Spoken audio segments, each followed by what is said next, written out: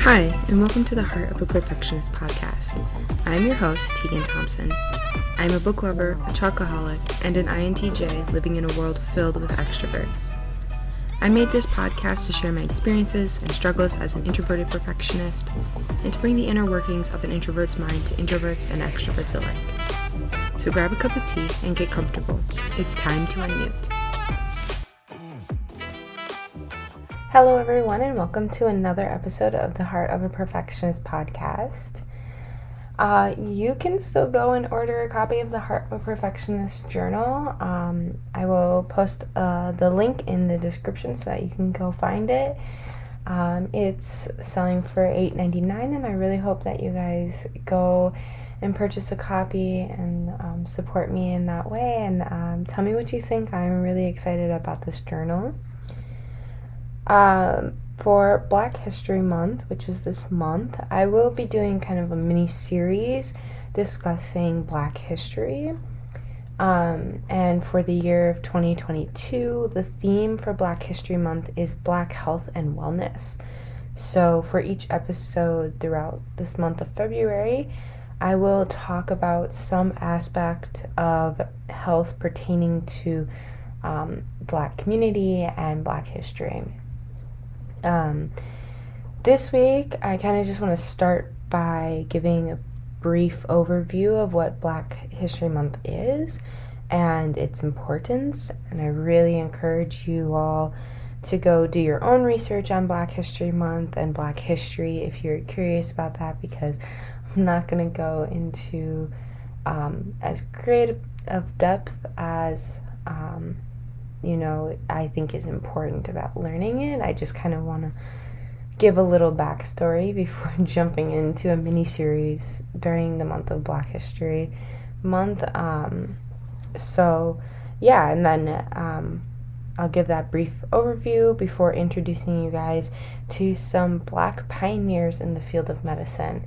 And I'm really excited about that, especially as someone who will be starting medical school and eventually be a doctor. I'm really generally excited that the theme is Black health and wellness, and then also just being able to talk about people who have kind of done amazing things in the field of medicine and who are Black individuals. So to start, what is Black History Month? Let's talk about that really quick. So every year throughout the month of February, Black culture, heritage, contributions, and adversities are celebrated. It is primarily recognized in the United States and Canada, but recently it has been observed by Ireland and the United Kingdom, so that's really excited. I hope it starts reaching to other places, and something that can be talked about across the world, and kind of going beyond just African American history and culture, and just talking about Black culture in general. So why the month of February? You've probably heard the joke, the Black History Month is in the shortest month of the year so that it can be celebrated, acknowledged for the shortest amount of time, right? I know I've definitely heard and made that joke myself. However, February was chosen for a reason, and I want to address that because I know it can be a little confusing. Okay, February is literally the shortest month, and why would people choose that month to celebrate Black history? Or maybe you're just curious, why February? What is important about February that they chose that month for Black History Month?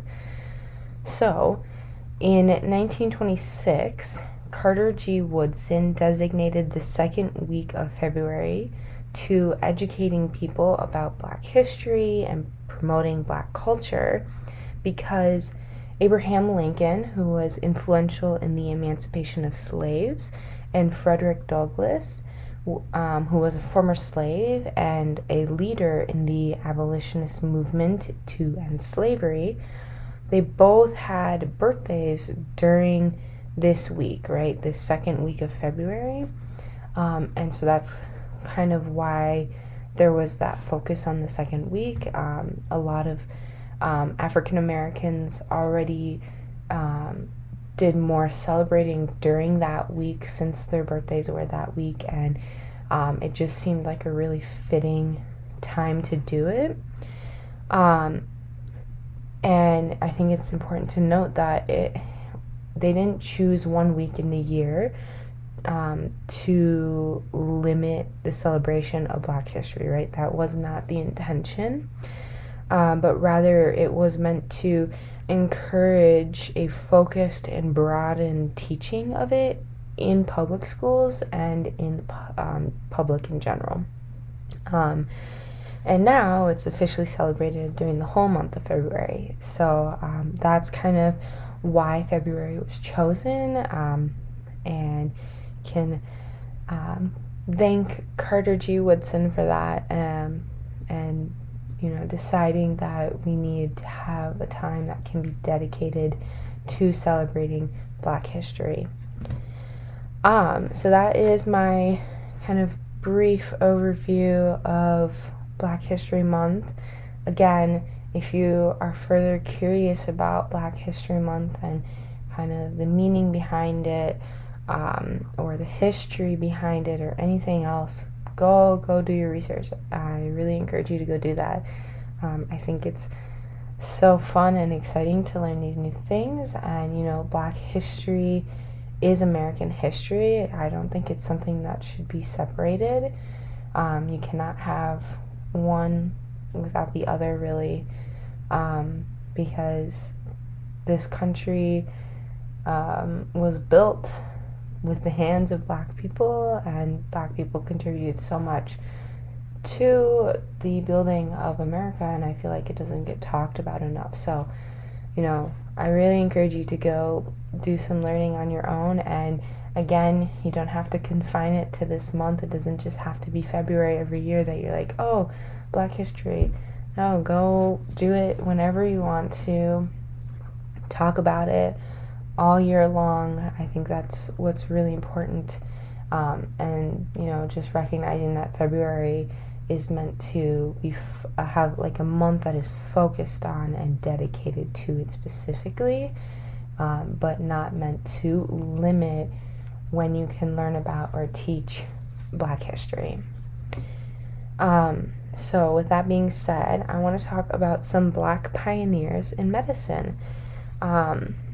So the first person I have is Rebecca Lee Crumpler, and in 1864, she became the first Black woman to receive a medical degree in the United States, which is really exciting. She received it from a female medical school, and she was the only Black woman in her class. So that's really amazing and really exciting, especially as, like I said, someone who is going into the medical field, and as a Black woman, knowing that someone before me pioneered that first step so that I can go and do that now. Next, I have James Mccoon Smith, and he was not only the first Black American to receive a medical degree, but he also was the first Black person to own and operate a pharmacy in the United States, as well as the first Black physician to be published in the U.S. medical journals, which is a really big accomplishment. Medical journals are very, very kind of tight on what they can publish. They only have so much space, and so getting published at all in a medical journal is really exciting, and to know that he is the first Black physician to do that is just amazing accomplishment. And then we have Charles Richard Drew. He pioneered blood preservation techniques that led to life-saving blood donations, large-scale blood banks, and mobile blood donations. So if you donate blood, or you donate plasma, or if you or someone you know has had to receive a blood donation, you can thank Charles Richard Drew for that, because he kind of really pioneered these techniques that have allowed us to preserve blood and use it for transfusions and stuff like that. And then the last doctor I have on my list is Marilyn Hughes Gaston, and she conducted a groundbreaking study that led to a national sickle cell disease screening program for newborns. She recognized how important it is to screen and diagnose sickle cell as early on as possible, and really helped kind of build this program that we still use today to screen newborns if they have sickle cell. She also discovered the effectiveness of penicillin to prevent infection from sepsis, which is really important because it is fatal in newborns. And so, knowing that penicillin, which is something that is used fairly often now, can be used to prevent that, is really amazing and really important to the medical field. And the last person I want to talk about is someone who is a little unconventional because she's not a doctor, was not really in the medical field at all. And her name is Henrietta Lacks. She was actually diagnosed with cervical cancer in 1951, and she died in that same year. But she's really important to the medical field because a sample of her tumor cells were taken without her consent when she was originally diagnosed. And unlike any other cell sample, these cells, which have been named HeLa cells, H-E-L-A, taken from the first two letters of her first and last name, they continued to multiply outside of her body without dying off, which is extremely unusual, and it was kind of amazing. I think if I was a doctor at the time, I'd be like, wow, that's kind of crazy, right? And they continue to multiply to this day.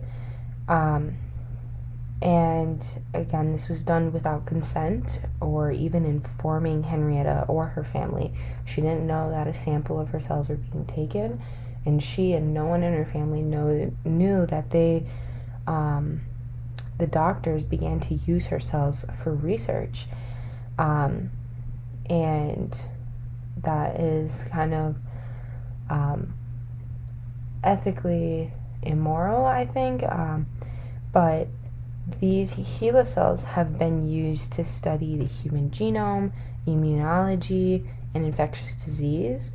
They've also been used to develop the polio disease, in vitro fertilization, cloning, and even the COVID-19 vaccine that you probably have already received to this day. So they've been amazing in being able to create and understand and learn and study the human body, and designing things that can help prevent or limit certain diseases or infections and stuff like that. But again, these things were done without her consent, without informing anyone in her family, and that is kind of, ethically not acceptable. But if you are interested in learning more about Henrietta Lacks and kind of her story, there's actually a book written about it. It's called The Immortal Life of Henrietta Lacks. I read it and it's amazing. I highly, highly encourage it for anyone who's interested in that kind of subject area. It's a really, really good book, and it does an amazing job of sharing her story and also discussing the ethical and moral issues with her story, and then kind of in the medical field in general. So I would really encourage that if that's something you're interested in. But yeah, those are just a few of the Black pioneers in the medical field, and obviously there are so many more, and if you want to learn about more, you can definitely go and Google them. There are a ton of them. But yeah, I hope that, it's just kind of eye-opening and enlightening to you. And yeah, so thank you so much for listening to this week's episode of the Heart of a Perfectionist podcast. If you enjoyed this episode, or if you learned anything new, please go share it with a friend. And as always, have a great weekend, and I look forward to seeing you guys again next week on the Heart of a Perfectionist podcast.